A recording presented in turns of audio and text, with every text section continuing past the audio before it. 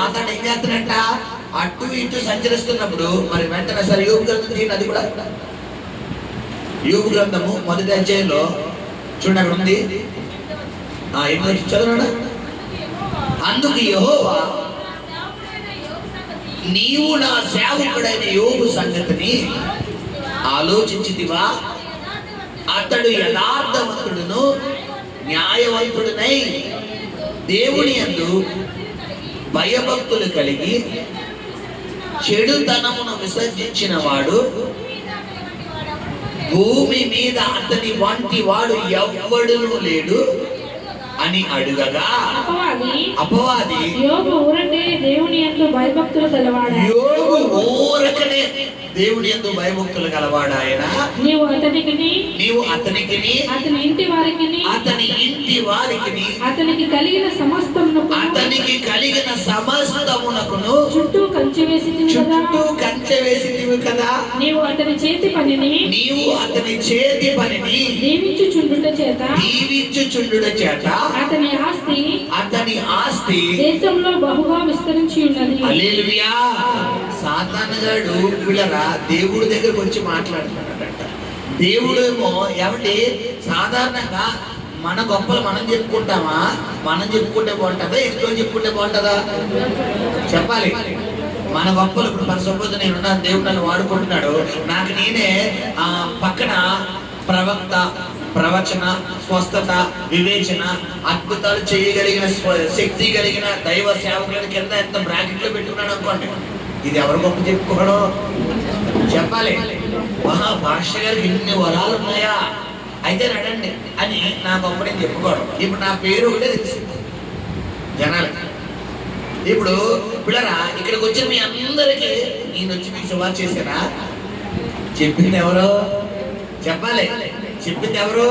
మిమ్మల్ని తీసుకొచ్చింది ఎవరు? మీతో మాట్లాడుతుంది ఎవరు? ఆయనకు మహిమ తెచ్చుకుంటుంది ఎవరు? హల్లెలూయా. ఇప్పుడు గమనించండి, ఇప్పుడరా యోబు దేవుడి యందు భయభక్తులు కలిగి ఉన్నాడని, యోబు దేవుడి దగ్గర యథార్థమైన భక్తి చేస్తున్నాడని, యోబు నీతిమంతుడని, యోబు భక్తిలో మంచి శ్రేష్టమైన భక్తి కలిగి ఉన్నాడని, భూలోకంలో అందరికంటే యోబు మంచి స్థాయిలో ఉన్నాడని యోబు నిమిత్తం ఎవరు సాక్ష్యం ఇస్తున్నారు పిల్లలు? సాక్షాత్తు దేవుడే ఎత్తున్నాడు. దేవుడే ఎత్తుడే సాధన నమ్మెత్తున్నాడా? ఏమన్నాడు? ఎందుకు ఉండడు, ఎందుకు ప్రార్థన చేయడు, ఎందుకు యథార్థంగా ఉండడు, ఎందుకు నీతిగా ఉండడు, నువ్వేం చేస్తున్నావు? అతను ఎక్కడ అడుగు పెడితే అక్కడ బంగారం చేసేస్తున్నావు. అతడు కలిగిన సమస్తం నువ్వేం చేసేస్తున్నావు? కంచేసేస్తున్నావు. ఎందుకు ఆరాధించడు, ఎందుకు పూజించడు, ఎందుకు కనపరచడు అని పిల్లరా సాతాను శోధిస్తున్నాడు. ఇప్పుడు చేస్తూ ఇప్పుడు ఏమంటానంటే, ఒక్కసారి నీ కంచె చెయ్యి చెప్పమ్మా, ఆ మాట చదువున్నాడు. అప్పుడు ఏమన్నాడు? అయినను నీవు ఇప్పుడు నీ చేయి చాపి, నీవు ఇప్పుడు దేవుడు ఏమన్నా ఒక్కసారి ఆ మాట చదువునా, ఆ మాట అక్కడ యోబు ఏమన్నాడు? సాతాను ఏమన్నాడు దేవుడితోని? అతను కలిగిన సమస్తమును ఏంటమ్మా మెత్తిన ఎడల అతడు నీ ముఖము ఎదుటనే దూషించి నిన్ను విడిచిపోవును అని యెహోవాతో అనగా యెహోవా ఇదిగో అతనికి కలిగిన సమస్తమును నీ వశమున ఉన్నది అతనికి మాత్రము ఏ హానియు చేయకూడదని అపవాదికి సెలవీయగా వాడు యెహోవా సన్నిధి నుండి బయలు వెళ్ళెను ఒక దినమున. హల్లెలూయా. సరే పిల్లరా ఇప్పుడు చెప్పండి, దేవుడు శోధిస్తాడా సాతాను శోధిస్తాడా? చెప్పాలి. సాతాను శోధిస్తాడు. ఎందుకంటే దేవుడు కీడి విషయమై శోధింపనేరడం. నీకు శ్రమలు తీసుకొచ్చేది దేవుడు కాదు, నీకు కష్టాలు తీసుకొచ్చేది దేవుడు కాదు, నీకు శోధన తీసుకొచ్చేది దేవుడు కాదు. ఆయన నిన్ను కష్టాల్లోకి ఆయన తిప్పుకోవాల్సిన అవసరం లేదు. ఎందుకంటే ఒక నరుడి హృదయం కఠినపరచాలన్నా, దయతో నింపాలన్నా ఎవరు వశమది? దేవుడు వశమే. నువ్వు దేవుడి సన్నిధిలో నిందారహితంగా జీవిస్తున్నంత కాలం, యథార్థంగా జీవిస్తున్నంత కాలం, దేవుడి సన్నిధిలో పరిశుద్ధంగా జీవిస్తున్నంత కాలం నీ చేతిని దేవుడు పై చేయగానే ఉంచుతాడు. హల్లెలూయా, హల్లెలూయా. మరి పాస్టర్ గారు మరి యోబు కూడా ప్రార్థనలో ఉన్నాడు కదండి, మళ్ళీ దేవుడి స్థితిలో యథార్థంగా ఉన్నాడు కదండి, నిందారహితంగా ఉన్నాడు కదా, నీతిగా యోబుకి ఎందుకంటే అన్ని కష్టాలంటే ఆగా ఎందుకు వచ్చినాయి తెలుసా కష్టాలు? యోబు గ్రంథం 1వ అధ్యాయంలో చూడండి, యోబు కలిగిన ఒకసారి ఆ యొక్క ఐశ్వర్యం చూద్దాం. 2వ వచనం చదువునా. అతనికి 7 కుమారులను 3 కుమార్తెలను కలిగింది. ఓకే, అతనికి 7,000 గొర్రెలను, శ్రద్ధగా ఆలకించండి మాట, అతనికి 7,000 గొర్రెలను, 3,000 ఒంటెలను, 500 జతల ఎడ్లను, 500 జతల ఎడ్లను, 500 ఆడగాడిదలను కలిగి బహుమంది పనివారును అతనికి ఆస్తిగా ఉండెను గనుక తూర్పు దిక్కు జనులందరిలో అతడే గొప్పవారిగా ఉండెను. హల్లెలూయా. ఇప్పుడు యోబంట తూర్పు దిక్కు జనులందరిలో గొప్పవాడు అంటే ప్రారంభ స్థాయి. ఇప్పుడు మనం చూసుకుంటే కింద 2వ అధ్యాయం నుంచి అతని శ్రమలన్నీ స్టార్ట్ అవుతాయి. అతడు శ్రమలన్నీ స్టార్ట్ అయిన తర్వాత పిల్లల 1వ అధ్యాయం 19 చదువులను ఒకసారి. గొప్ప సుడిగాలి అరణ్య మార్గముగా వచ్చి ఆ ఇంటి 4 మూలలను కొట్టగా అది యవ్వనుల మీద పడినందున వారు చనిపోయిరి. దానిని నీకు తెలియజేయుటకు నేనొక్కడినే తప్పించుకొని వచ్చి ఉన్నానెను. ఓకే, అప్పుడు యోబు లేచి తన పై వస్త్రమును చింపుకొని తల వెంట్రుకలను గొరిగించుకొని నేల మీద సాష్టాంగపడి నమస్కారం చేసి ఇట్లా నేను నా తల్లి గర్భంలో నుండి దిగంబరినై వచ్చింది. దిగంబరినై అక్కడికి తిరిగి వెళ్ళేదను. యెహోవా ఇచ్చెను, యెహోవా తీసుకుని పోయెను. యెహోవా నామమునకు స్తుతి కలుగును గాక. ఈ సంగతులలో ఏ విషయమందును యోబు ఏ పాపమును చేయలేదు. దేవుడు అన్యాయము చేసేనని చెప్పలేదు. మనమేమంటాం ఇప్పుడు యోబు స్థానంలో ఉంటే? యోబు పడిన కష్టాలన్నీ అక్కర్లేదు మనకి. యోబు పిల్లరా ఒకవేళ చరిత్ర సినిమా తీయాలనుకుంటే దాదాపు 1 సంవత్సరం సినిమా ఉంటుందేమో, 1-2 గంటలు కాదు. అతడు పడిన శ్రమలన్నీ మరి ఇన్ని శ్రమల గుండా వెళ్తూ కూడా యోబు నోట్లోంచి ఏమాడొచ్చింది పిల్లరా? యెహోవా ఇచ్చెను, నేను మేలు అనిపించడానికి తప్ప నా తల్లి గర్భం నుంచి ఎలా వచ్చానంటాడా? దిగంబరిగా వచ్చాను. కాబట్టి మాటలు అనగలవండి, చెప్పాలి. మన జీవితంలో ఒక చిన్న చిన్న సమస్య మన జీవితంలో రాగానే వెంటనే మనం ఏం చేస్తాం పిల్లరా?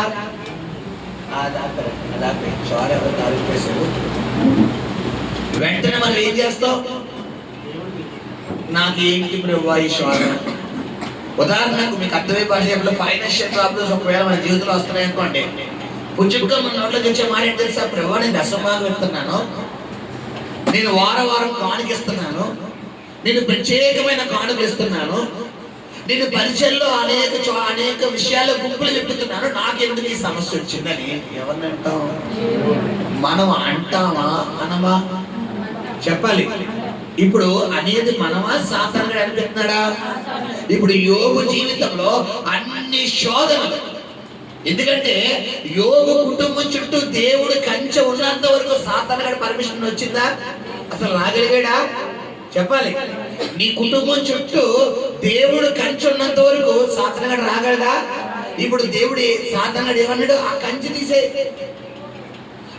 తీసే నేను వెళ్తాను, ఎందుకు శోధించడో చూస్తానంటాడు. ఇప్పుడు ప్రభు నీతోనే మాట్లాడుతున్నాడు. ఇప్పుడు దేవుడు నీ కుటుంబానికి ఉన్న కంచె తీయడానికి కారణం ఏంటి చెప్పాలి.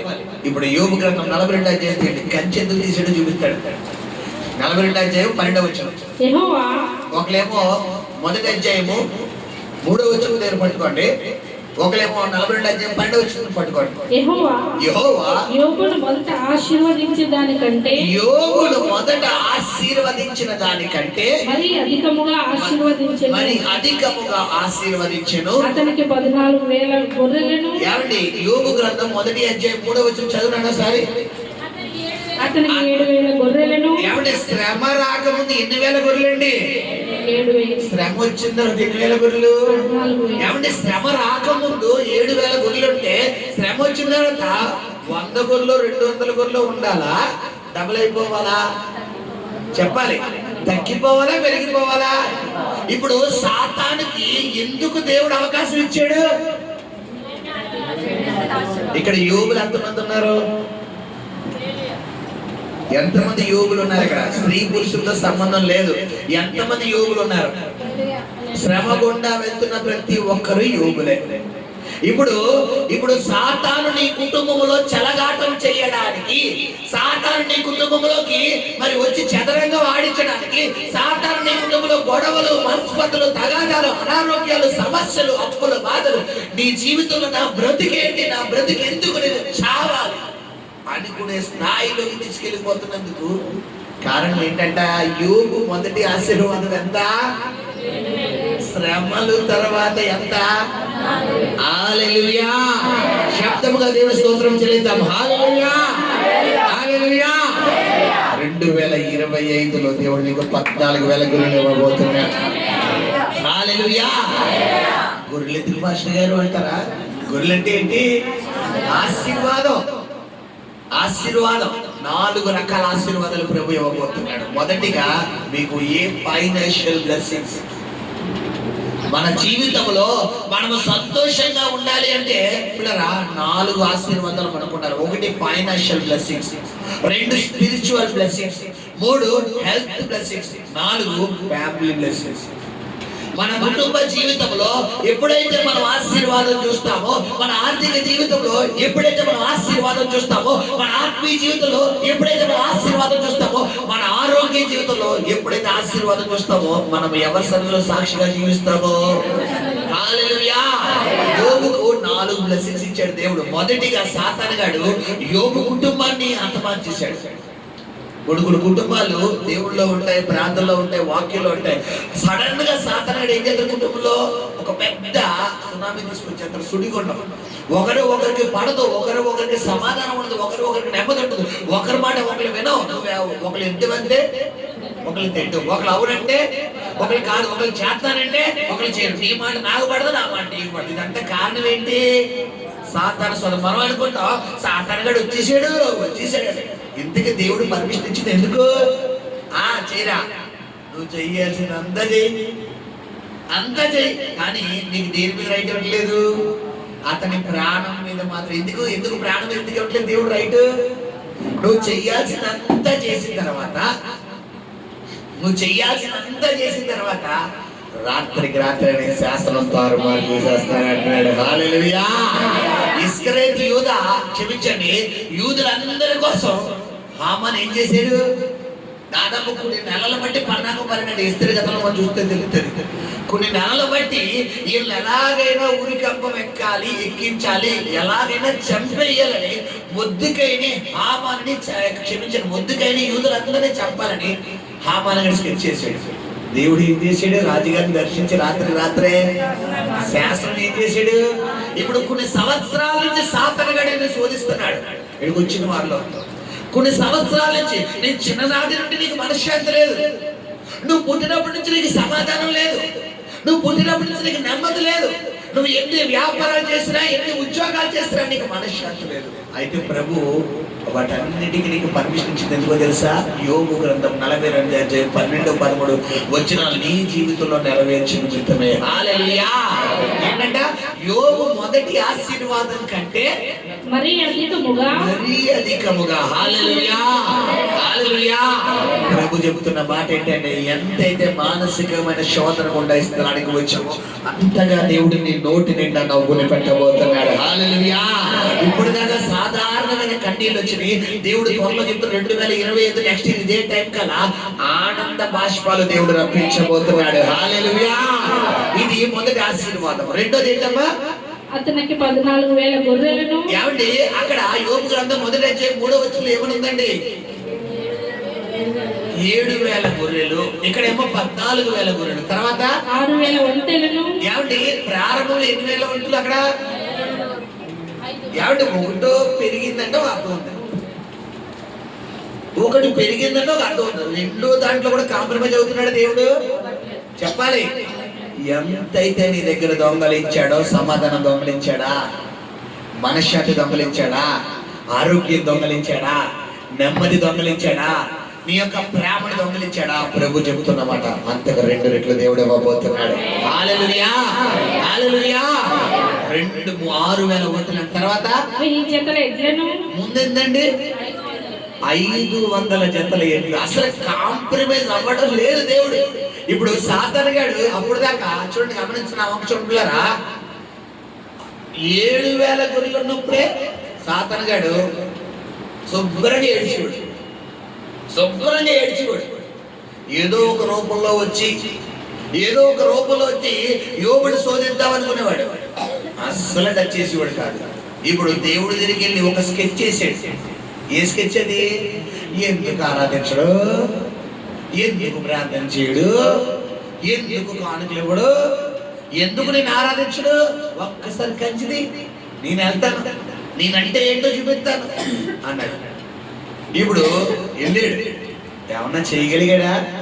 చెప్పాలి. మనం చూసాం యోబు గ్రంథం మొదటి అధ్యాయం చివరి వచనంలో, ఈ సంగతులలో ఏ విషయమందును యోబు ఏ పాపమును చెయ్యలేదు, దేవుడు అన్యాయం చేశానని మనం ఎన్నిసార్లు అంటామండి మాట, అవునా కదా? ఇప్పుడు నీకు రావాల్సిన ఆశీర్వాదం ఆగిపోతుందంటే దేవుడు ఆపుతున్నాడా, నువ్వు ఆపేసుకుంటున్నావా? చెప్పాలి.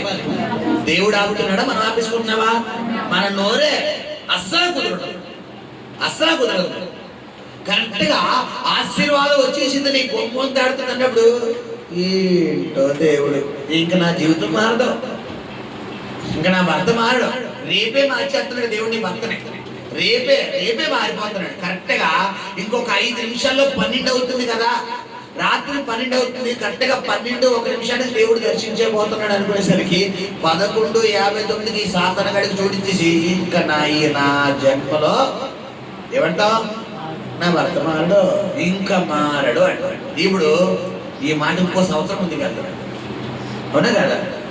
ఇప్పుడు యోబు ఈ సంగతులలో ఏ విషయమందును దేవుడు నాకు అన్యాయము చేశానని, మనం చేసేది ఏంటి కదా? ఇప్పుడు యోబుకి శ్రమ తర్వాత 2 ఆశీర్వాదం రావడానికి కారణం 3 సంఘటనలు. ఏంటంట?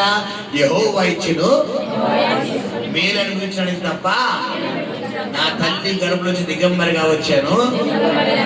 ఈ గడిచి ఎంతమంది దగ్గర ఉన్నాయి? ఒక్కళ్ళ దగ్గర ఉన్నాయి. బట్ మనకి ఏం కావాలి? ఆశీర్వాదాలు కావాలి. ఇప్పుడు ఆశీర్వాదాలు కావాలి అంటే కొన్ని శోధనలు కూడా వెళ్ళక తప్పదు. ఆ శోధనల గుండా వెళ్తున్నప్పుడు నీ నోట్లోంచి ఏ మాట రాకూడదు? చెప్పాలి, ఏ మాట రాకూడదు? నా జీవితం ఎందుకు ఇలా అయిపోయింది, నేను చర్చికి రాను, ఈ మాట కూడా. ఇక నేను ప్రార్థన చేయను. ఏం జరిగింది చర్చికి వస్తే? ఏం జరిగింది ప్రార్థన చేస్తే? ఏం జరిగింది ఉపవాసాలంటే? ఏం జరిగింది కానుకలు చెప్తే? నీ నోటితో సాతానుగాడు పలికెత్తున్నాడు. ఎందుకు? అక్కడ సాతానుగాడు ఎవరితో బెట్టింగ్ కాసాడు? ఎవరితో ఛాలెంజ్ చేశాడు? ఏమన్నాడు? చెప్పాలి, ఏమన్నాడు పిల్లరా?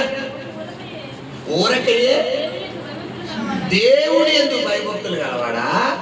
ఆ ఊరికి నీకు చెత్తలేండి రసభాగాలో, నువ్వు ఆశీర్వదిస్తున్నావు కాబట్టి నువ్వు ఒకసారి మొత్తు జేబులో ఒక 100 రూపాయలు పెట్టు, అప్పుడు 10 ఇస్తాడు లేదా చూద్దాం. నువ్వు 1,00,000 ఇస్తున్నావు కాబట్టి 10,000 ఇస్తాడు, నువ్వు 10 లక్షలు ఇస్తున్నావు కాబట్టి 1,00,000 ఇస్తాడు, నువ్వు 1,00,00,000 రూపాయలు ఇస్తున్నావు కాబట్టి 10 లక్షలు ఇస్తాడు. ఒకసారి 100 రూపాయలు ఇవి, ఆ 99,990 రూపాయలు పక్కన ఇడిసి ఆ 100 రూపాయలు అప్పుడు ఏం చేస్తాడు చూద్దాం, 10 ఇస్తాడేమో చూద్దాం అన్నావనుకో. ఇప్పుడు 10,000 అయితే 1000 చెప్తాం, లక్ష అయితే 10,000 ఇస్తాం. 100 రూపాయలు ఇచ్చేస్తే మనకెక్కడి నుంచి వస్తాయి అన్నావు. ఇప్పుడు నువ్వే బ్యాచ్? సాతాను బ్యాచ్. ఇప్పుడు సాతాను గారు ఇలా కూడా చూడేస్తాడు. నీ మైండ్ ని చూజ్ చేసి వదులుతాడు. క్యాలిక్యులేషన్ అని తెలుసా సాతాను గారిది? ఇప్పుడరా విషయం ఏంటంటే ఇస్కరియోతు యూదా ఎవరితో ఉన్నాడు? దేవుడితోనే ఉన్నాడు. కానీ దేవుడికి సంబంధించిన బుద్ధులు ఏమన్నా ఇస్కరియోతు యూదాలో అప్పనియా? ఎందుకు స్టార్టింగ్ లెవెల్ నుంచి ఎండింగ్ లెవెల్ వరకు ఇస్కరియోతు యూదా మైండ్ సెట్ ఏంటి? కమర్షియల్. అంటే ఏంటి? Money mind. కొంతమంది మైండ్ ఏమంటారు? మైండే మనీ మైండ్. డబ్బు పిచ్చి. డబ్బు ఉండాలి. డబ్బు కాదు శాశ్వతం. దేవుని కృప శాశ్వతం. హల్లెలూయా. యోబు అంత స్థాయిలోకి వెళ్ళడానికి కారణం ఏంటి తెలుసా పిల్లరా? కేవలం దేవుడి సన్నిధిలో నిందారహితంగా జీవిస్తున్నాడు. హల్లెలూయా. నీ నోటికి పని చెప్పకు సహోదరి. నీ జీవితంలో ఎన్ని పోరాటాలు గుండా వెళ్తున్నా, ఎన్ని నిందలు గుండా వెళ్తున్నా, ఎన్ని సమస్యలు గుండా వెళ్తున్నా, నాకెందుకు ఈ శోధన పెట్టావు నాయన అన్న మాట కనుక నీ నోటితో వచ్చిందా, నీ ఆశీర్వాదం అక్కడ దాగిపోతుంది. యోబు ఈ సంగతులలో దేని విషయం అనుకున్నా కూడా దేవుడు నాకు అన్యాయం చేసినన్న మాట ఏమంటున్నారా అనలేదు, పాపము చెయ్యలేదు. చూసారా? ఇప్పుడు మొదటిగా 7,000 గొర్రెలు ఉండవలసినటువంటి యోబు శ్రమలు అనుభవించి అన్నిట్లో విజయం పొందిన తర్వాత 8,000 గొర్రెలు అయిపోయినాయంట. 500 జతల ఎడ్లు ఉన్నటువంటి యోబు జీవితంలో పిల్లరా శ్రమల తర్వాత 800 జతలు ఎడ్లు అయిపోయినాయంట. 500 ఆడగాడిదలు 800 ఆడగాడిదలు అయిపోయినాయంట. తర్వాత మరియు అతనికి 7 కుమారులను 3 కుమార్తెలను కలిగిరి. హల్లెలూయా. ఏమంటే శ్రమకు ముందు వాళ్ళే, శ్రమ తర్వాత కూడా వాళ్ళే. తర్వాత అప్పటికి ఇప్పటికి మరి అదే పిల్లలు కదా పాస్టర్ గారు. ఇందులో తేడా ఏముందంటే ఆగా తర్వాతే ఉంది మేడం. తన చదువునాడు. అతడు పెద్దదానికి యోమిమా అనియు, ఓకే, రెండవ దానికి కేజియా అనియు, మూడవ దానికి కరెంహపుకు అనియు పేర్లు పెట్టెను. ఓకే. ఆ దేశమంతటను యోబు కుమార్తెలంతా సౌందర్యవంతులు కనబడలేదు. హల్లెలూయా. మొదటి అధ్యాయంలో యోబుకు 7 కుమారులు 3 కుమార్తెలను ఉంది, కానీ సౌందర్యం గురించి ఉందా? ఇప్పుడు శ్రమ తర్వాత పిల్లల్లో ఏం పెంచాడు దేవుడు? ఏ సౌందర్యం చెప్పాలి? అంతరంగ సౌందర్యం. శ్రమ రాకముందు ఒకవేళ నీ జీవితంలో నీ పిల్లల్లో ఒకవేళ సమాధానం లేదేమో, నీ పిల్లలు ఆత్మీయంగా బలపడలేదేమో, ప్రార్థనలు ఎదుగుతులేదేమో, కానీ ఇప్పుడు శ్రమలనే కొలిమిలను నలుగుతున్నా చూడు, ఇబ్బందులనే కొలిమిలను నలుగుతున్నా చూడు, పోరాటాన్ని కొలిమిలను నలుగుతున్నా చూడు. దీని ద్వారా దేవుడు నీ పిల్లల జీవితంలో ఆత్మీయ సౌందర్యాన్ని ఎత్తించబోతున్నాడు. హల్లెలూయా. ఏమంటే మనం బాగుంటే మనకు నచ్చుతుందా? మన పిల్లలు బాగుంటే మనకు నచ్చుతుందా? చెప్పాలి. మనం సజ్జన్నం తిన్నా మనకి ఏం పర్వాలేదు, మన పిల్లలకు మాత్రం ఏం పెట్టాలనుకుంటాం? వేడి అన్నం. కొంచెం కనీసం సజ్జన్నం అంటే ఉదయం అన్నం కొంచెం కలుపుకోరా, అది ఇది సమానంగా తింటారా అంటారా తల్లు? ఏమంటారు? అరే నేను తింటాలే కానీ మిగతా వాళ్ళ సంగతి నాకు తెలియదు, కానీ మా అమ్మగారు అలాంటి వాళ్ళు. ఉదయం ఎంత అన్నం మిగిలిపోయినా సాయంత్రం మాత్రం నా కోసం ప్రత్యేకంగా వేడి అన్నం పెట్టేవారు. ఎందుకంటే ఏ తల్లిదండ్రుల మనస్తత్వం అని ఇలాగే ఉంటారు నాకు తెలిసి. హల్లెలూయా. దేవుడు కూడా అంతే. యోబు శ్రమలు రాలేనంత వరకు పిల్లరా 7 కుమారులు 3 కుమార్తెలు. బట్ శ్రమలు వచ్చిన తర్వాత సేమ్ సంతానమైన కొంచెం వేరియేషన్ ఏంటంట? ఆ దేశం అంతటా యోబు కుమార్తెలంతా సౌందర్యవతులు కనబడలేదు. హల్లెలూయా. అసలైన మాట ఇంకోటి చదివాడు 16 వచ్చిన. అటు తరువాత యోబు 140 సంవత్సరములు బ్రతికి 140 సంవత్సరములు బతికి తన కుమారులను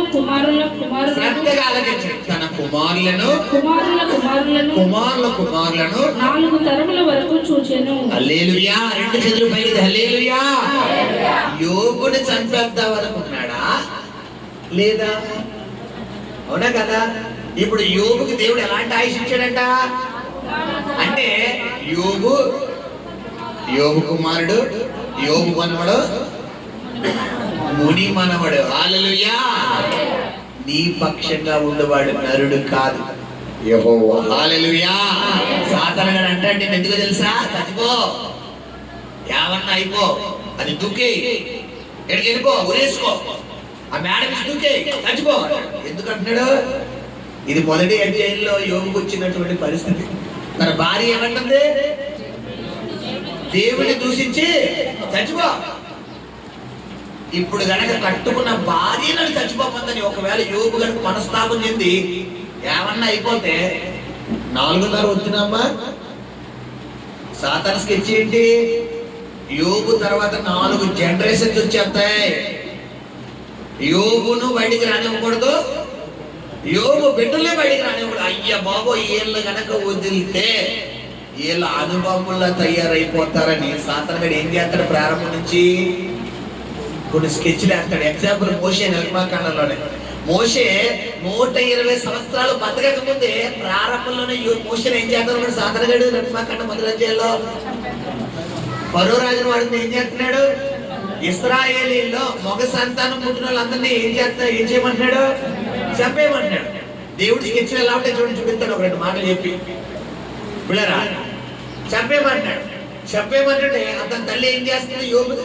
మోషే తల్లి ఒక జమ్ము పట్టును తయారు చేసి జమ్ము పట్టులో మోషే గారిని పెట్టి, పిల్లరా, ఆ పెట్టిన ఒక సంథింగ్ ఒక ఏమంటారు నీటిలో తేలి అని ఒక గుట్లాడి దాంట్లో పెట్టి నైలు దగ్గర వదిలేస్తాడు. అదే టైంకి ఎవరిని ప్రేరేపించాడు దేవుడు? ఫరో కుమార్తెను ప్రేరేపించాడు. ఎందుకు చెలికత్తది ఎడగెళ్ళమని? అలా నైలు దగ్గరికి వెళ్ళి సాయంత్రం చక్కగా స్నానం చేయడానికి వెళ్ళమ్మా అని. కరెక్ట్ గా ఈవిడ ఇంటి దగ్గర నుంచి అంతఃపురం నుంచి బయలుదేరిన టైము ఒకటే. అక్కడ మోషే తల్లి మోషేని ఆ యొక్క పొట్టులో వదిలేసిన టైము ఒకటే. కరెక్ట్ గా ఈమె వచ్చి ఆ ప్రాంతానికి రాగానే ఈమె చూపును దేని మీద మళ్ళించాడు? ఆ మోషే మీద మళ్ళించాడంట. మళ్ళించగానే పిల్లరా, ఇక్కడ ఎవరు వెళ్తున్నారు? ఇక్కడ మోషే తీసుకురావడానికి చెప్పాలి. నిర్మాకాండం తీయండి. దేవుడి కార్యాలు ఎలా ఉంటాయో ఈరోజు ప్రభు విచిత్రంగా నడిపిస్తున్నాడు. నేను తీసుకుని చెప్తాను ఏంటంటే, కింద వారం పేతురు గురించి చెప్పాను కదా. పేతురు 3 సార్లు మొక్కాడు. దాని తర్వాత కట్టించిన పేతురుని ఎలా వాడుకున్నాడో చెప్తాం అనుకున్నాను. సరే, పరిశుద్ధాత్ముడు మరి ప్రత్యేకమైన కోణంలో ఒక్కొక్కరికి ఒక్కొక్కటి ఇష్టం కాబట్టి దేవుడు ఎవరికి ఏం మానిస్తున్నాడో చూడండి. నిర్మాకాండము 2వ అధ్యాయము 2వ వచనం. ఆ స్త్రీ గర్భవతి కుమారుని కని వాడు సుందరుడై ఉండుట చూచి 3 నెలలు వాడిని దాచెను. తరువాత ఆమె వాడిని దాచలేక వాని కొరకు ఒక జమ్ము పెట్టె తీసుకుని దానికి జిగట మన్నును కీలును పూసి అందులో ఆ పిల్లవాడిని పెట్టి ఏటి ఎడ్డున జమ్ములో దానిని ఉంచగా, ఏటి ఎడ్డున జమ్ములో అంటే ఒక ఏమంటారు? జమ్మునారంటారు కదా పిల్లరా. జమ్ము చెట్టు జమ్మునారంటారు కదా. అంటే ఒక విధంగా చెప్పండి, నీటిలో తేలియాలి, బుట్టలాంటిది అనమాట. ఒక బుట్టలో దాన్ని ఉంచగా వానికేమి సంభవించునో తెలుసుకొనుటకు వాని అక్క దూరముగా నిలిచెను. ఫరో కుమార్తె స్నానము చేయుటకు ఏటికి వచ్చెను. ఆమె పనికత్తెలు ఏటి ఒడ్డున నడుచుచుండగా ఆమె నాచులోని ఆ పెట్టెను చూచి తన పనికత్తెను ఒకతెను పంపి దాన్ని తెప్పించి తెరచి ఆ పిల్లవాడిని చూచినప్పుడు ఆ పిల్లవాడు ఏడ్చుచుండగా చూచి వాని యందు కనికరించి వీడు హెబ్రీయుల పిల్లలలో ఒకడనెను. అప్పుడు వాని అక్క, చూడండి జాగ్రత్తగా దేవుడి స్కెచ్చాలికెచ్చాడు. అప్పుడు వాని అక్క ఫరో కుమార్తెతో నీ కొరకు ఈ పిల్లవాడిని పెంచుటకు నేను వెళ్ళి హెబ్రీ స్త్రీలలో ఒక దాదిని పిలుచుకొని వస్తున్నా అనెను. అందుకు ఫరో కుమార్తె వెళ్ళమని చెప్పగా ఆ చిన్నది వెళ్ళి ఆ బిడ్డ తల్లిని పిలుచుకొని వచ్చెను. ఫరో కుమార్తె ఆమెతో ఈ బిడ్డను తీసుకొని పోయి నా కొరకు వానికి పాలిచ్చి పెంచుము వరకు వాడికి పాలిచ్చి పెంచుము, నేను నీకు జీతం ఇచ్చేదనని చెప్పగా. ఏమండి, సొంత బిడ్డను పెంచడం కోసం దేవుడు ఎవరి దగ్గర నుంచి జీతం ఇప్పిస్తున్నాడు? ఫరో ఎవరిక్కడ? శత్రువు. యాక్చువల్లీ పిల్లరా, మనం అక్కడ దాని కింద వచ్చినా చూసుకుంటే చూడండి, మొదటి అధ్యాయము పిల్లరా 16 వచ్చి చదివినా, మీరు హెబ్రీ స్త్రీలకు మంత్రసాని పని చేయించు వారిని కాన్పు పీటల మీదనే చూచినప్పుడు మగవాడైన ఎడల వాని చంపుడి, ఆడదైన ఎడల దాని బ్రతుకనీయుడని వారితో చెప్పాను. ఇప్పుడు ఫరో స్కెచ్ ఏంటి? మగపిల్లి ఇప్పుడు మోచను కూడా ఏం చేతును, కానీ దేవుడు ఎవరు కుమారుడిగా పెంచాడు ఇంట్లో?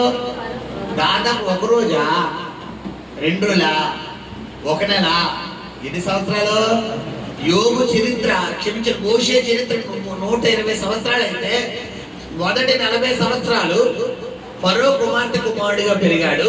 రెండవ 40 సంవత్సరాలు మిద్యాను దేశంలో మోషే మామ యొక్క అల్లుడిగా పెరిగాడు. పిల్లరా, చివరి 40 సంవత్సరాలు ఐగుప్తు దేశం నుండి కానాను దేశానికి తీసుకువెళ్ళు ఇశ్రాయేలుకి నాయకుడిగా పెరిగాడు. హల్లెలూయా. ఇప్పుడు గమనించండి పిల్లరా, ఫరో చేతిలోనే చంపేద్దాం. సాతాను స్కెచ్ ఎక్కడ ఉంది? వీడు 80వ సంవత్సరం నుంచి 120వ సంవత్సరంలోకి వెళ్ళేటప్పుడు ఐగుప్తు దేశంలోని మరి ఇశ్రాయేల్ ప్రజల్ని బంధించి ఉంచినటువంటి నేను ఆ ప్రజలందరినీ వీడు ఏం చేస్తాడు?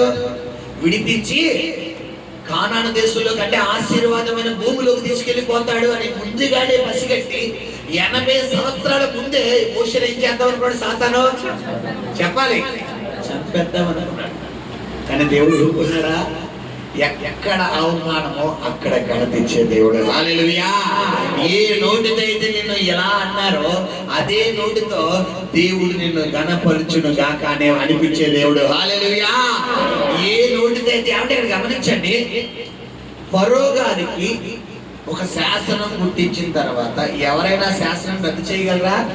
ఇప్పుడు ఫరో కుమారుడిగా మోషేని పెంచడం ఎవరు స్కెచ్? అక్కడ ఫరో కుమారుడు ప్లేస్ లో తప్ప ఇంక ఎవరి ప్లేస్ లో మోషే ఉన్నా మోషేకి ఏమొస్తుంది? అక్కడ చెప్పలే, ప్రాణాపాయం అంటే చంపేస్తారు. ఇప్పుడు మోషేకి ఒక చోటే సెక్యూరిటీ ఉంది. ఎక్కడ చెప్పాలి? యోసేపు కనుక బిడ్డరా వారు అన్నదమ్ములకి ఎక్కడ కనబడి అన్నలు ఏం చేస్తారు ఏదో ఒక రోజున? ఇప్పుడు యోసేపుకి ఎక్కడ సెక్యూరిటీ ఉంది? చెప్పాలి, ఐగుప్తు దేశంలో. హల్లెలూయా. కొన్ని సందర్భాల్లో పిల్లరా ఇంకొక మాట ఉంది. మొదటి రాజుల గ్రంథం 17వ అధ్యాయంలో చూడండి, ఇంకో మాట ఉంది. మొదటి రాజుల గ్రంథం 17వ అధ్యాయంలో మనకి ఒక వ్యక్తి కనబడతారు. ఎవరైనా? ఏలియా. ఈ ఏలియా ఎవరి చేత పంపబడిన వ్యక్తి? దేవుడి చేత పంపబడి. ఒకసారి 17వ అధ్యాయం ప్రారంభం చదువునా? మొదటి రాజు 17 ప్రారంభం. అంతట గిలాదు కాపురస్తుల సంబంధియును తిష్బీయుడైన ఏలియా అహాబు వద్దకు వచ్చి, ఎవరి సన్నిధిని నేను నిలబడి ఉన్నాను, ఇశ్రాయేలు దేవుడైన ఆ యెహోవా జీవము తోడు, ఇశ్రాయేలీల యెహోవా అయిన ఆ యెహోవా జీవము తోడు, నా మాట ప్రకారము గాక ఈ సంవత్సరములలో మంచైనను వర్షమైనను పడదని ప్రకటించెను. పిమ్మట యెహోవా వాక్కు అతనికి ప్రత్యక్షమై. హల్లెలూయా. ఒక రాజు, మన భాషలో ఒక సీఎం గారు లేదా ఒక ప్రధానమంత్రి గారు, మోడీ గారి స్థానం, ఒక రాజు గారు ముందుకెళ్ళి ఒక సాధారణమైన సేవకు వెళ్ళి ఏం పలుకుతున్నాడు పిల్లరా? నా మాట ప్రకారం జరుగును గాక. ఏంటి? ఆకాశం ఎత్తడైపోను గాక. 3.5 సంవత్సరాలు ఏం పడదు ఇంకా దేశంలో వర్షం పడకపోతే దేశంలో ఏమొచ్చేద్దమ్మా? కరువు వచ్చేద్ది. ఎందుకంటే ప్రతి దానికి మనకి ఏం కావాలి? వాటర్ కావాలి. ప్రతి పరిస్థితి మనం తినాలన్నా తాగాలన్నా ఏ పని చేయాలన్నా ఏముండాలి? వాటర్ ఉండాలి. ఒకవేళ ఒక సంవత్సరం వర్షాలు ఒక్క చుక్క పడలేదనుకోండి, 2వ సంవత్సరం మన దేశంలో ఏమైపోతుంది పిల్లరా? చాలా కరువు వచ్చారు. ఇప్పుడు అలాంటిది ఎన్ని సంవత్సరాలు? 3.5 సంవత్సరాలు ఆ దేశంలో కరువు. ఇప్పుడు ఏలియాను పట్టుకుందామని మరి ఆహాబు రాజు తిరగని ప్రదేశంలో ఇచ్చాడు. మొదటి రాజు 19వ అధ్యాయము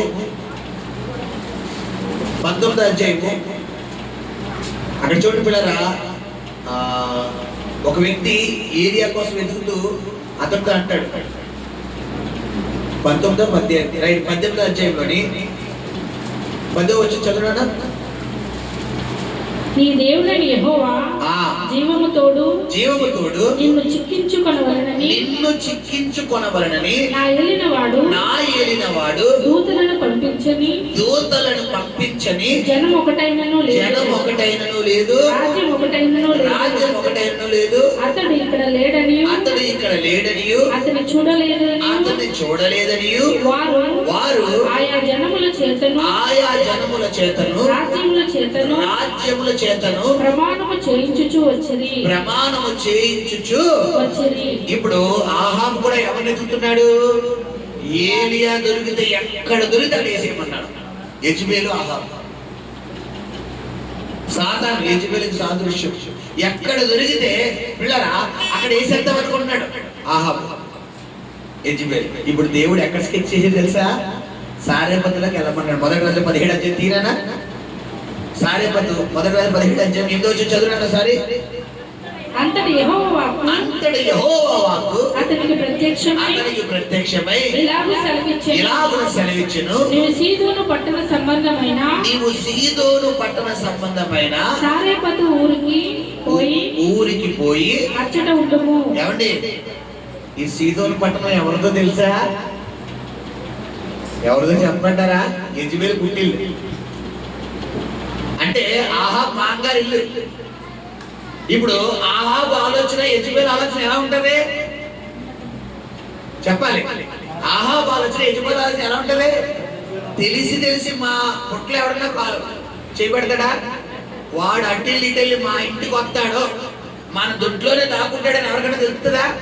కానీ ఈ ఆహాబు ఎక్కడ తింటున్నాడు? ఎతగని రాజ్యం లేదంట, ఎతగని ఊరు లేదంట, ఎతగని జనం లేదంట. కానీ దేవుడు ఎక్కడ ఉండమంటాడు? పక్కాడు ఏడు చెప్తాడు, నువ్వు సీదోను పట్టణమైన సారేపతు అని ఊరికి వెళ్ళు.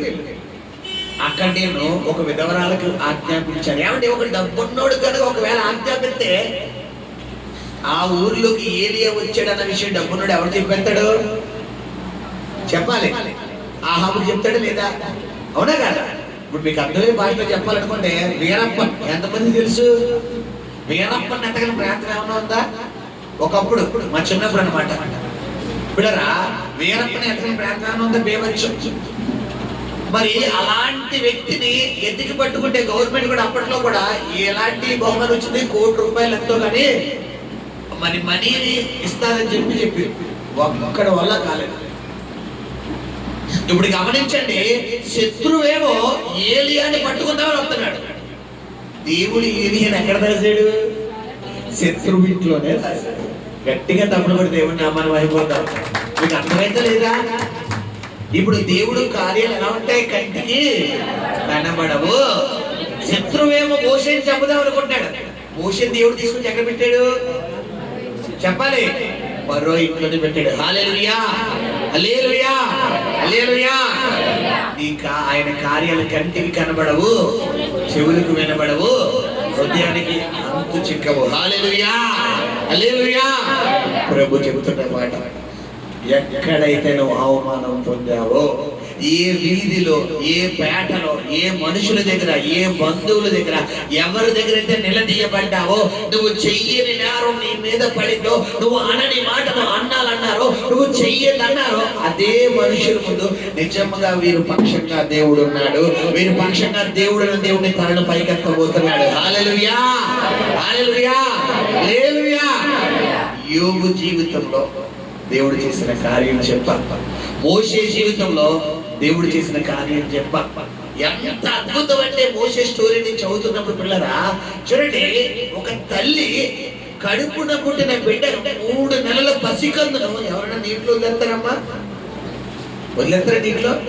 ఇప్పుడు కళ్ళ ముందు శత్రువుల చేతుల్లో చచ్చిపోవడం ఇష్టం లేక ఆ భగవంతుడే ఈ వ్యక్తికి తోడే ఉంటాడన్న ఉద్దేశంతో ఒక జమ్ము పట్టును తయారు చేసి దానికి కీలు అంటే ఏంటి పిల్లరా, గమ్ము రాసి ఏం చేసిందంట, ఆ పెట్టెలో ఏమంటారు ఆ బుట్టలో వదిలేసి కరెక్ట్ గా ఆ బుట్ట వచ్చి ఎక్కడ ఆగిందంట, నాచు అంటే ఏంటి పిల్లరా, ఈ నదుల దగ్గర నాచు అంటే ఏంటి, ఈ చెత్త అంతా పట్టేస్తుంది కదా కొన్ని చోట్ల, ఒక చెత్త పాదులు పట్టేస్తుంది, ఆ పాదుల దగ్గర ఈ బాక్స్ వచ్చి ఏమైపోయింది, ఆగిపోయింది. ఇప్పుడు పాదులు పెట్టింది ఎవరు చెప్పాలి, పాదు నినగాక మొన్నత్తదా, నాచు నినగాక మొన్నత్తదా, ఎప్పటి నుంచి ఇచ్చాడు నాచు చెప్పాలి. హల్లెలూయా హల్లెలూయా. మోషే రాక కొరకు ఎర్ర సముద్రం ఎదురు చూస్తుంది. హల్లెలూయా. మోషే రాక కొరకు యోర్దాను నది ఎదురు చూస్తుంది. హల్లెలూయా హల్లెలూయా. మోషే రాక కొరకు ఫరో రాజు ఎదురు చూస్తున్నాడు. హల్లెలూయా. ఫరో అనుకుంటాడు చంపేసేనా, అయిపోయింది మోషే స్టోరీ, అయిపోయింది ఏలియా స్టోరీ, ఇంకా మనల్ని మించినోడు లేడు అనుకుంటాడు. అవలేదురా బిడ్డ, అసలైతే ఇప్పుడే దేవుడు స్టార్ట్ చేయబోతున్నాడు. హల్లెలూయా. దేవుడి కార్యాలు ఎలా ఉంటాయంటే పిల్లరా మనకే తెలియదు, మనకే తెలియదు. మీకు నేను రిఫరెన్స్ నాకు సరిగ్గా అందులో కొంచెం దొరకలేదు, దినవృత్తాంతంలో ఉంటుంది, చదవండి, మొదటి దినవృత్తాంతంలో ఉంటుంది. యెజబెలు యొక్క పుట్టిల్లు ఎక్కడ తెలుసా పిల్లరా, సీదోను. కరెక్ట్ గా దేవుడు యెజబెలు పుట్టింటికి ఎందుకు పంపిస్తున్నాడు, ఇంకెక్కడైనా పక్క ఊరికి పంపించవచ్చు కదా, ఎందుకు పంపించాడు, అక్కడ ఆ యొక్క వ్యక్తి ఏమంటాడు, నిన్ను వెతకడానికి మా రాజుగారు ఏం చేయలేదంట, వెతకని చదవండి మాట ఇక్కడ ఉంది కదా, 18 ఆ వచనంలో ఉంది కదా, 11వ వచనం చదవండి. నీవు నీ ఏలిన వారి చెంతకు పోయి ఏలియా ఇచ్చట ఉన్నాడని చెప్పమని నాకు ఆజ్ఞ ఇచ్చుచున్నావే.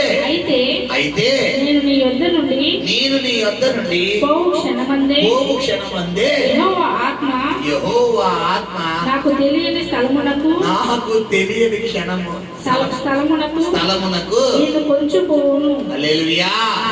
ఏలియా అంటున్నాడంటే సీదోను పట్టణంలో ఉన్నప్పుడు 3.5 సంవత్సరాలు అయిపోయిన తర్వాత పిల్లరా ఒక సేవకుడు వచ్చి ఏలియాకు ప్రత్యక్షమైన, అయ్యా ఏలియా ఇక్కడే ఉన్నావా, నీ కోసం మా రాజుగారు అనేక దేశాలు 3 సంవత్సరాల నుంచి ఎత్తగని ప్రదేశం లేదయ్యా, ఇక్కడే ఉన్నావయ్యా అంటే, సరే వెళ్ళు నీ రాజు చెప్పు నేను ఎక్కడే ఉన్నానండి వెళ్ళి రమ్మను అంటున్నాడు.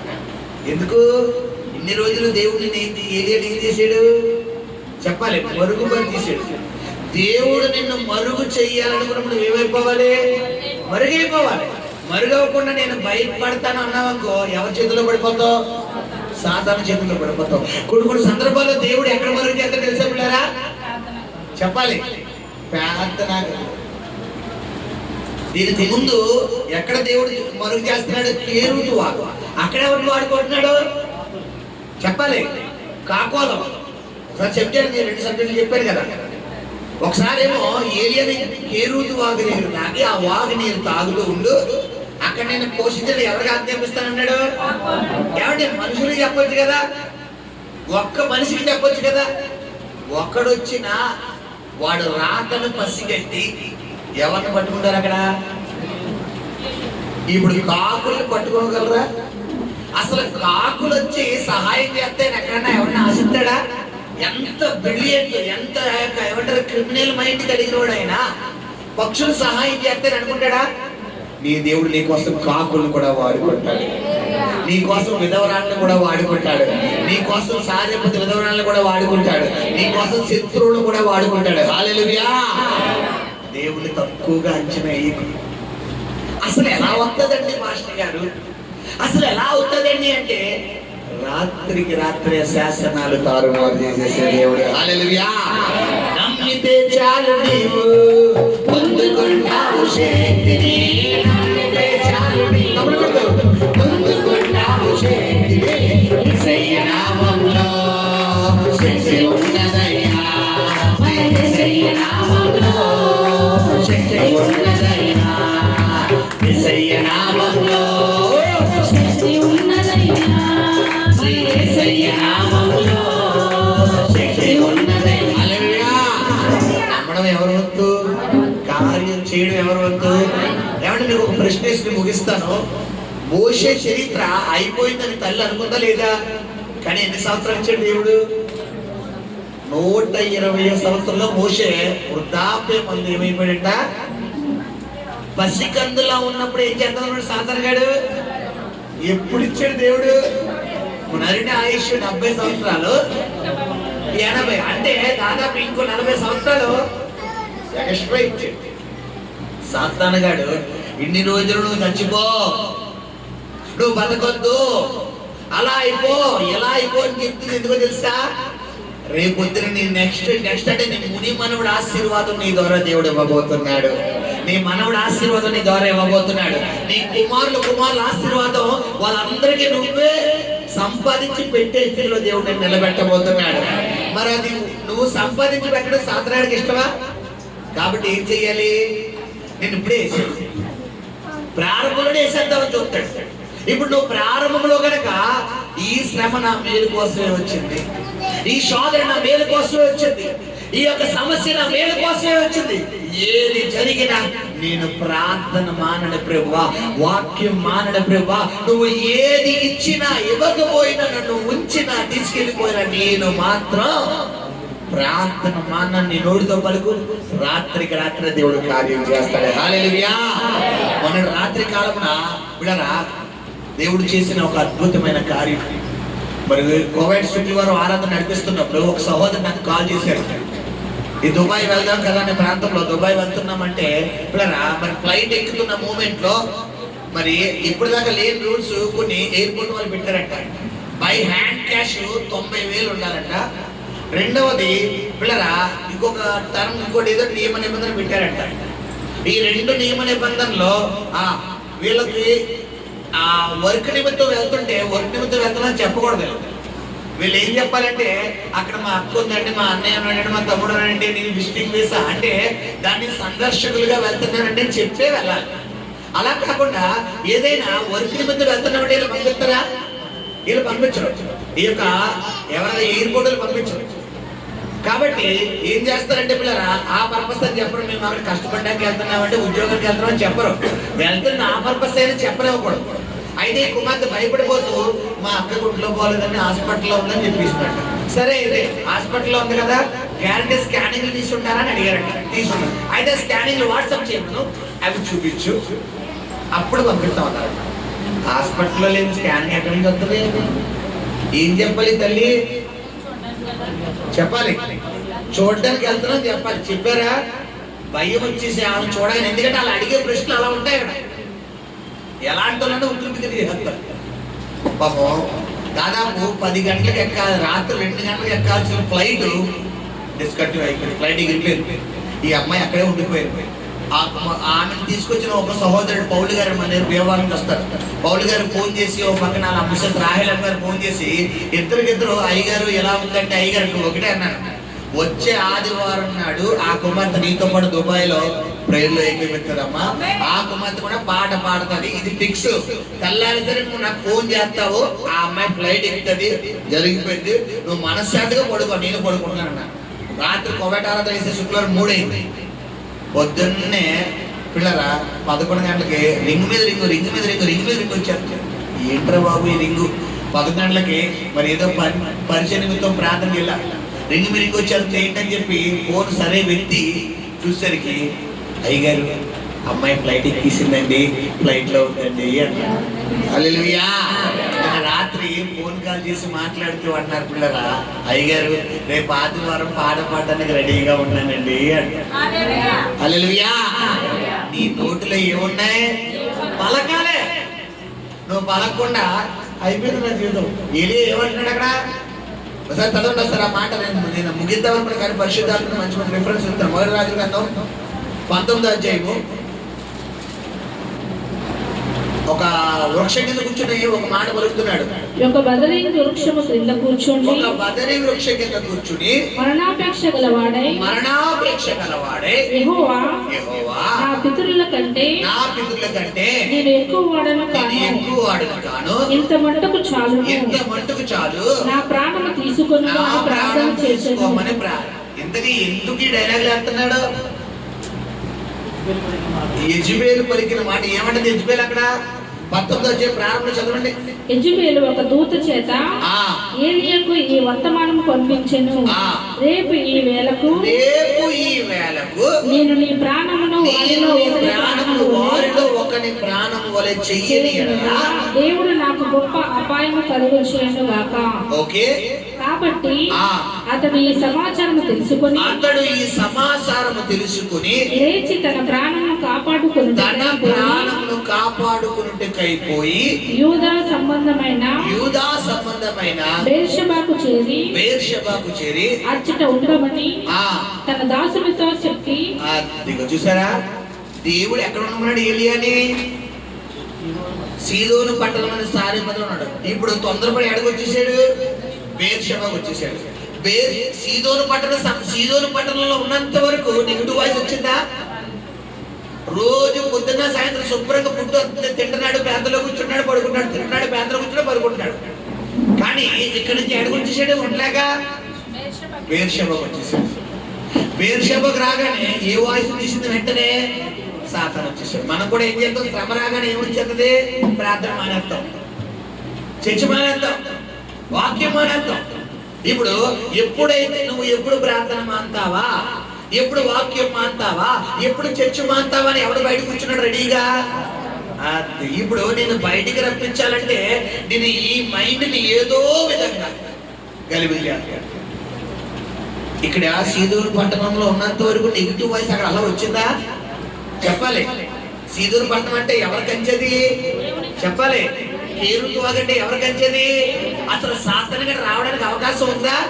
అసలు స్కోప్ ఉందా? నువ్వు దేవుడు సన్నిధిలో ఉన్నంత వరకు సాతాను గడ నేను ముట్టలేడు. హల్లెలూయా. ఏమంటే యోబు దేవుడి కంచెలో ఉన్నంత వరకు కనీసం చిన్న శోధన వచ్చిందా? అక్కడ యోబుకి దేవుడు ఎందుకు శ్రమలు రప్పించాడు? రెండింతల ఆశీర్వాదం కోసం. ఇక్కడ మోషేకి ఎందుకు శ్రమలు రప్పించాడు? చెప్పాలి. ఇక్కడ మోషేకి దేవుడు రప్పించాడా? సాతాను అటాక్ చేస్తాడా? చెప్పాలి. సాతాను. అక్కడ ఏలియాకి దేవుడు రప్పించాడా? సాతాను అటాక్ చేస్తాడా? అక్కడ శ్రమలో సాతాను అటాక్ చేయడం వల్ల రెండింతల ఆశీర్వాదం ఇస్తాడు యోబుకి. ఇక్కడేమో సాతాను లేకుండా చేద్దాం అనుకుంటే అంతకి ఎక్కువ ఆయుష్ ఇచ్చేస్తున్నాడు. హల్లెలూయా. యోబుని యవన కాలంలోనే చనిపేద్దాం అనుకున్నాడు సాతాను గారు. 140 సంవత్సరాల ఆయుష్ ఇచ్చేసాడు. హల్లెలూయా. మోషేను బాలుడు వయసులోనే చనిపేద్దాం అనుకున్నాడు సాతాను గారు. ఎన్ని సంవత్సరాలు ఆయుష్ ఇచ్చాడు దేవుడు? 120 సంవత్సరాలు ఆయుష్ ఇచ్చాడు. హల్లెలూయా. ఏలియాను ఒకానొక సమయంలో చనిపేద్దాం అనుకున్నాడు. బట్ ఏలియా ఎవరిని లేపుకుని వెళ్ళిపోయాడు? చెప్పాలి. ఎలీషాను లేపి ఏలియా చనిపోయాడా? ఏలియాని తీసుకెళ్ళని దేవుడు ఎవరిని పంపించాడు? ఎలీషాను పంపించాడా?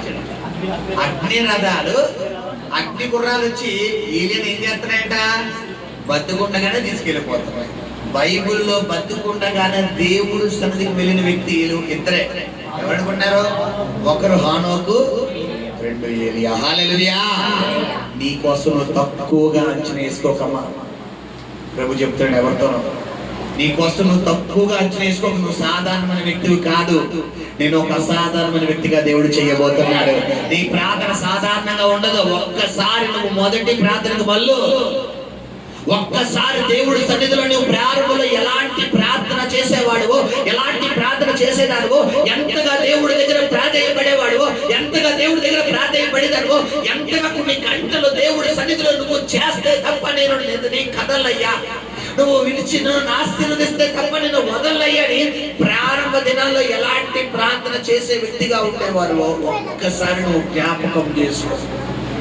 నువ్వు జ్ఞాపకం చేసుకుని మళ్ళా ఆ స్థాయిలో కనుక నువ్వు ప్రార్థన చేయడం మొదలు పెడితే ప్రభు చెప్తున్నాడు నెక్స్ట్ వారం కల్లా నీ జీవితంలో కార్యం చేయబోతున్నాడు. హల్లెలూయా.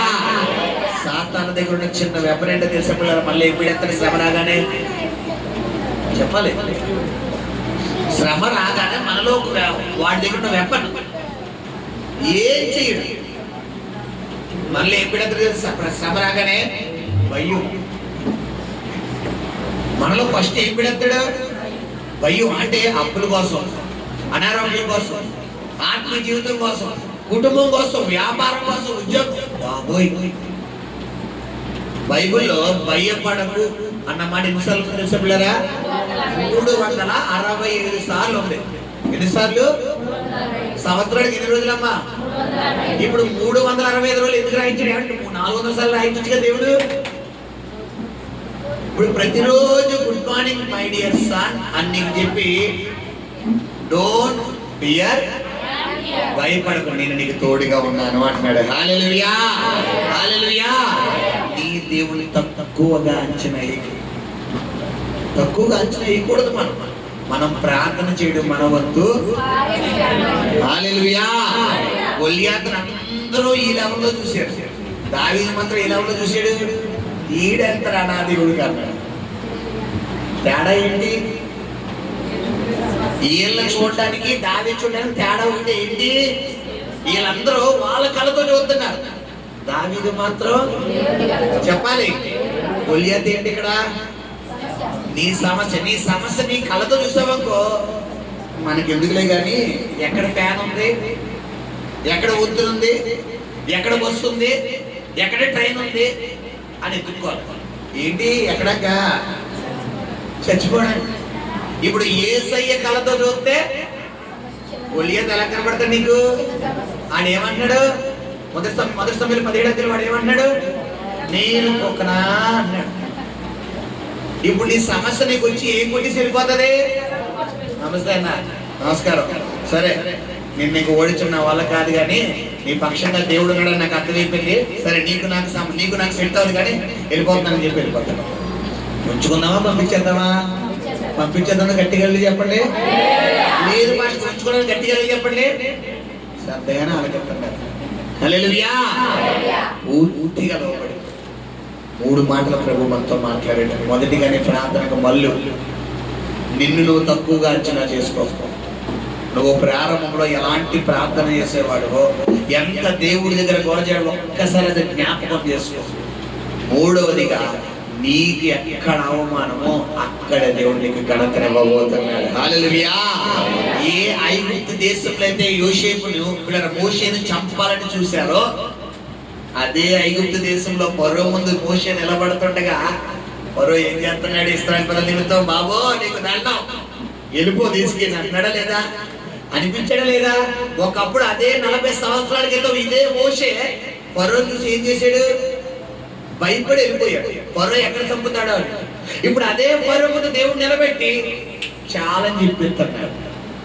ఏ యొక్క హామాను రాజును చూసి మొద్దుకై యూదా ప్రజలు భయపడిపోయారో, అదే హామాను రాజుల ముందు మొద్దుకై తలని ఏం చేస్తున్నాడు? దేవుడు పైకెత్తుతున్నాడు. హల్లెలూయా. ఏ యొక్క సాతానుగాడైతే యోగు లేకుండా చేద్దాం అనుకున్నాడో, అదే సాతానుగాడి ముందు 4 తరాలు వరే కూర్చోడా, నన్ను చంపేద్దాం అనుకున్నావు. ఇదిగో చూడు నా కొడుకుడు, చూడు నా మనవడు, చూడు చెప్పలే నా ముని మనవడు, సరిపోతుందా? ఇంకో 4 జనరేషన్లు రప్పించమంటావా అంటాడు. హల్లెలూయా.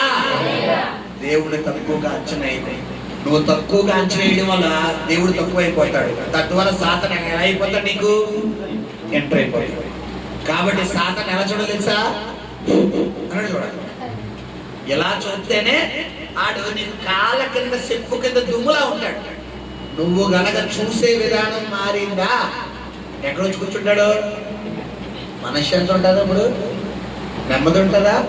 కాబట్టి కాళ్ళ కింద తొక్కుతామన్న వారు అందరూ నిలబడి, సరేనా? నీ పైపులు అలా పక్కన అనగా నేను చెప్పినట్టు చేస్తే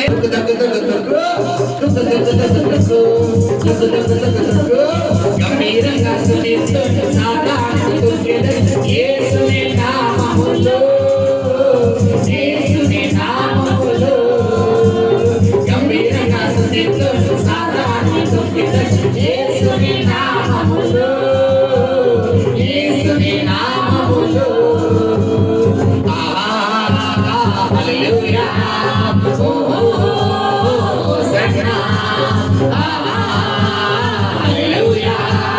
Oh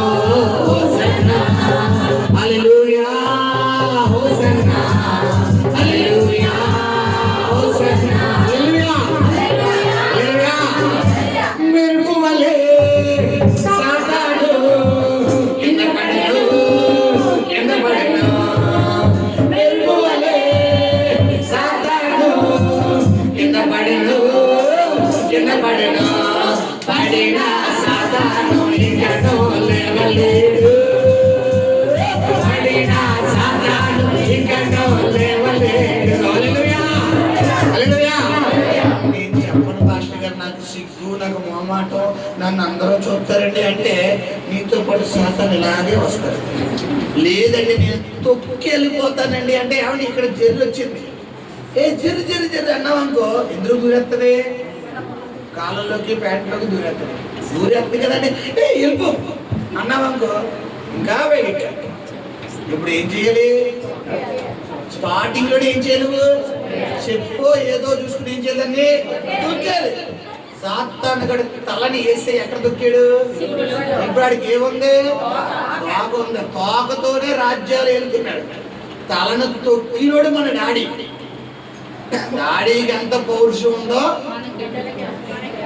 వైఎస్ రాజశేఖర రెడ్డి గారి పౌరుషత్వం ఎవరిలో కనబడుతుంది కదా? కనబడుతుంది లేదా? మన డాడీ పౌరుషం ఎవరిలో ఉండాలి?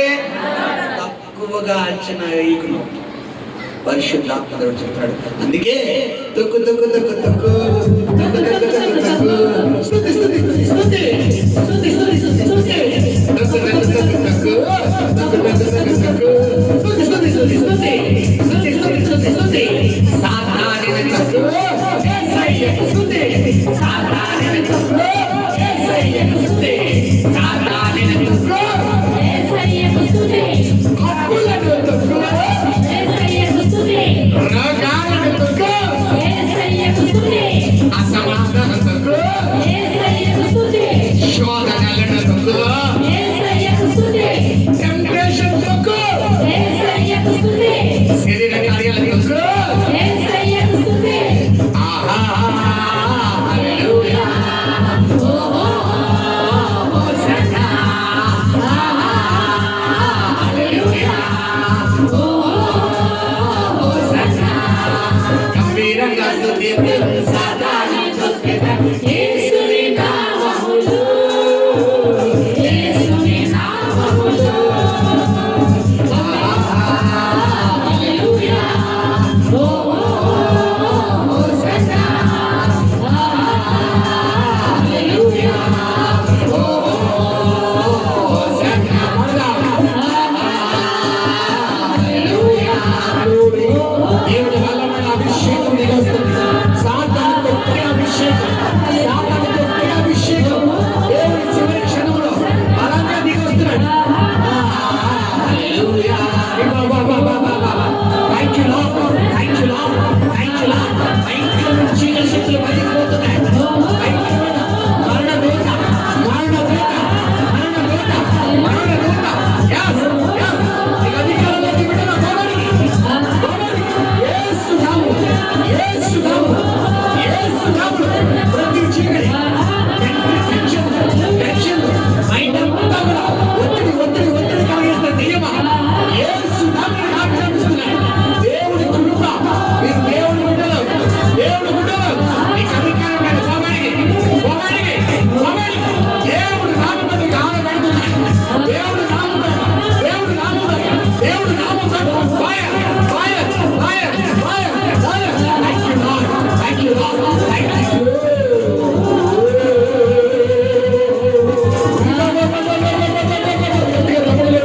దేవుడి అభిషేకం, దేవుడి అభిషేకం శక్తముగా.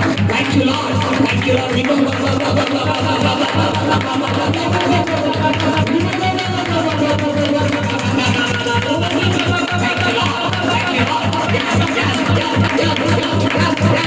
మైండ్లో తెలియాలి, మైండ్లో